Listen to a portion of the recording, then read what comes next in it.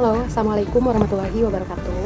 Kembali lagi dengan saya Risma Mahmuda. Pada praktikum kali ini saya akan menjelaskan tentang sistem pencernaan makanan zat yang ada di luar tubuh kita. Kita tersusun dari molekul-molekul yang sangat kompleks. Agar makanan dipergunakan oleh tubuh, maka diperlukan adanya proses yang dapat menyederhanakan molekul-molekul tersebut untuk diserap dan dimanfaatkan oleh tubuh. Enzim memegang peranan penting dalam pencernaan ini. Enzim ini menghasilkan di dalam usus dan berfungsi untuk membantu menghancurkan makanan.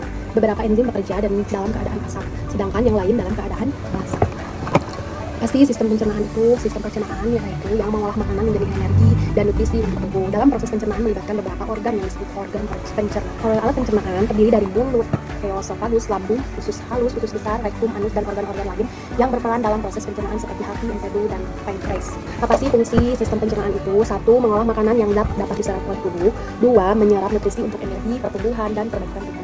3. Mengeluarkan sisa makanan yang tidak diperlukan. Selanjutnya, organ pencernaan itu terdiri dari mulut, kerongkongan, lambung, usus besar, usus halus, dan anus.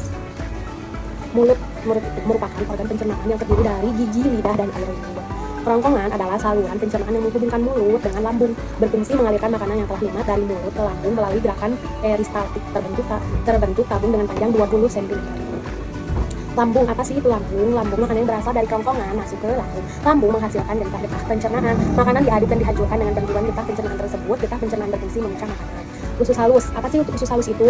Makanan dari lambung diteruskan ke usus halus. Oleh usus halus, makanan dicampur dengan getah pankreas dan getah empedu. Makanan yang telah tercampur diremes-remes oleh otot usus.